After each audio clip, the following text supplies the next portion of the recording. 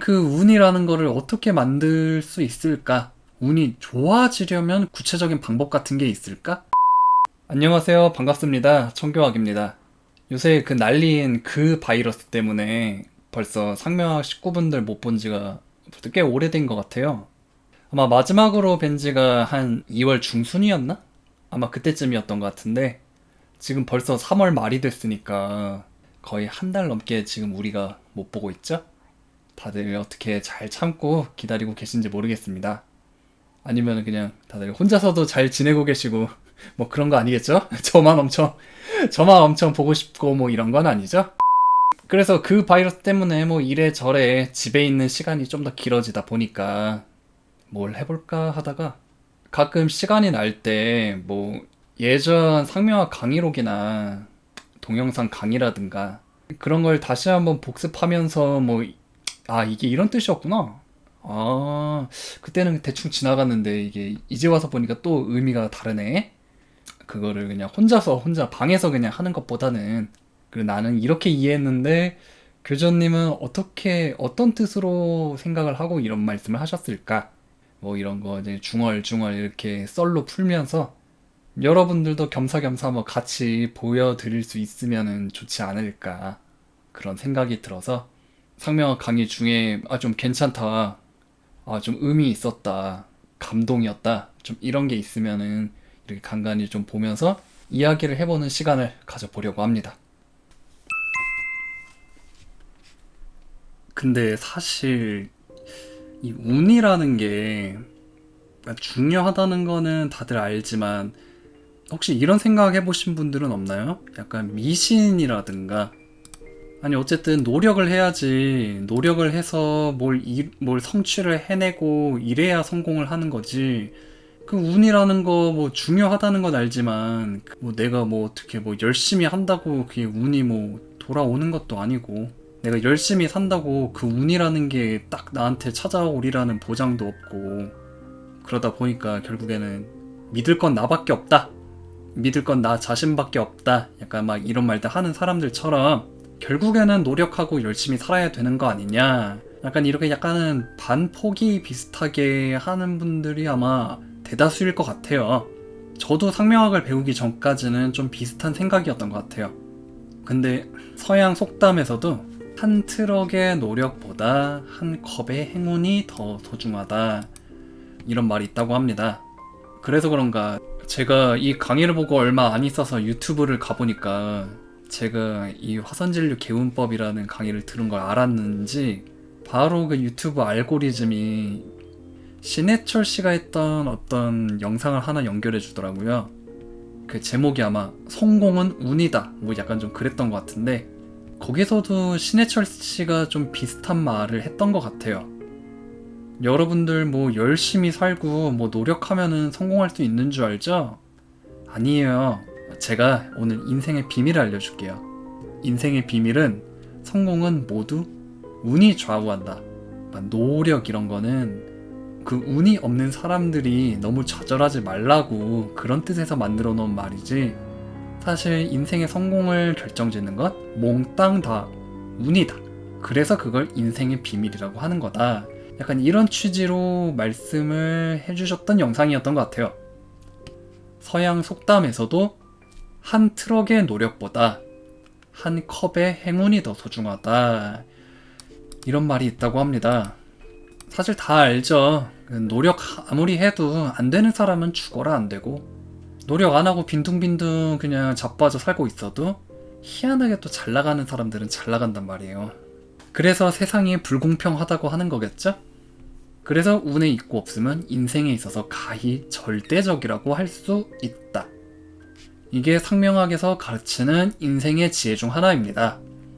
그리고 지금 저희를 가르치고 계시는 현 교전님께서도 예전에는 정말 뭐 하나 풀리는 일 없고 몸도 너무 아파서 투병 생활을 해야 했고 돈도 안 벌려서 정말 힘들게 사셨다고 하는 인생의 스토리가 쭉 나오는데 그게 신기하게 전 교전님, 그러니까 지금은 이제 은퇴하신 전 교전님께서 그 부분을 한 번에 뒤바꿔 놓으셨다고 해요. 뒤바꿔 주셨다고 해요. 운이 좋은 사람은 어떻게든 뭘 해도 결국에는 성공을 하고, 운이 안 좋은 사람은 뭐 아무리 발버둥을 쳐도 끝까지 실패만 하면서 이제 인생을 마칠 수밖에 없다는 건데, 아니 근데 그런 말은 사실 운이 좋아야 된다 이렇게 하면은 내가 운이 안 좋은 사람이면은 오히려 약간 더 좌절을 심어주는 말 아닌가? 약간 좀 그런 생각도 많이 들었어요. 그 운이라는 거를 어떻게 만들 수 있을까? 운이 좋아지려면 그러면 구체적인 방법 같은 게 있을까? 이런 부분에서 많은 분들이 약간 좀 그게 어떻게 가능해? 그런 건 미신이지 다. 약간 좀 그렇게 생각을 하는 경우가 많은 것 같아요. 그 부분을 어제 되게 멋있는 말로 표현해 주셨더라고요. 선택받은 자냐 아니냐? 당신은 신에게 선택받은 자라는 확신이 있는가? 그게 있다면 뭘 해도 다 잘 풀릴 것이고, 그게 누구야? 도대체 운 좋은 사람 누구야? 나는 아닌데. 이렇게 생각하는 분이라면 뭘 하든 다 삽질이다. 이런 일종의 팩폭을 어제 좀 많이 날려주셨어요. 나는 그 사람이 아닌 게 확실한데, 그럼 누구지? 이런 사람이 어떻게 일이 잘 풀릴 수 있겠는가? 가슴 아프지만 사실 다 맞는 말씀이죠. 그렇다면은 그 운이라는 거를 정말 좋게 만드는 법, 그러니까 운을 돌려내는 법, 일명 개운법 이라고 하는 그런 게 실제한다면 구체적인 방법은 뭘까? 이 부분에 대해서 말씀을 해주셨는데, 이게 사실 아시다시피 이런 영역은 좀 유튜브에 막 공짜로 이렇게 올려드리는 영상에서 싹 다 공개할 수는 없고요. 일부분만 좀 공개를 해보면, 그 첫 번째로 굉장히 의아할 법도 한데, 여유라고 말씀을 하시더라고요. 여유. 심지어 굉장히 절대적인 조건이다 라고까지 단언을 하신 조건이 바로 여유라는 것입니다. 여유. 그래서 뭔가 자신의 일상이 너무 정신없이 바쁘게 사는 걸로 꽉 채워져 있고, 회사에서 일을 하고 퇴근을 하면 그냥 씻고 바로 쓰러져 자야 되고, 눈 떠보면 다시 출근이고, 또 그 다음날도 똑같이 되풀이되고, 이래서 여유 하나 없이 이렇게 빡빡하게 사는 인생을 계속 살다 보면 어떻게 그 안 풀리는 인생에서 뭔가 변화적 계기를 만날 수 있고 떠올리고 추진을 할 수가 있겠는가? 정신없이 쫓겨 살기에 바쁜데 말이죠. 그게 뭐 열심히 살다 보면은 어떻게든 풀리겠지. 지금보다 더 열심히 성실히 살면은 지금의 이 꼬인 내 인생도 언젠가는 싹 빛볼 날이 올 것이다. 이렇게 생각하는 것 자체가 난센스라는 겁니다. 그냥 평생 그렇게 쫓기고 쫓기면서 빡빡하게 사는 그 인생을 죽을 때까지, 아니면 더 이상 지쳐서 아무 일도 할 수 없을 때까지 계속 끝없이 반복해야만 한다는 거죠. 마음의 여유 뭐 이런 게 아니라 진짜 여유, 진짜. 그냥 시간, 물리적인 시간으로 딱 따져봤을 때 나한테 여유적인 시간이 있느냐, 편히 쉴 수 있고 생각을 할 수 있는 그런 여유의 시간이 나한테 주어져 있는가, 이 부분을 반드시 이 운의 영역에서 체크를 해봐야 된다는 겁니다. 아무리 빡빡한 인생이라도 그 안에서 물리적 여유의 시간을 조금이라도 가져내려 애쓰지 않으면 정말 평생 불운하게 산다는 거. 그런데 어떻게 지금 요새 또 그 바이러스 때문에 뭐 재택근무다 아니면은 사회적 거리두기다 해가지고 본의 아니게 이렇게 약간의 여유적 시간이 주어지는 때도 있거든요.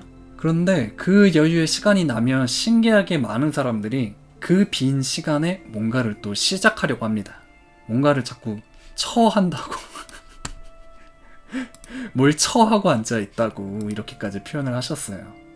본인 나름대로는 되게 건설적인 계획이다 이렇게 생각을 하고 뭘 계획을 세우고 실천하고 또 막 열심히 하려고 들고 이러면서 기껏 만들어낸 그 여유의 시간을 또다시 엉뚱한 짓거리들로 싹 다 날려버린다는 겁니다.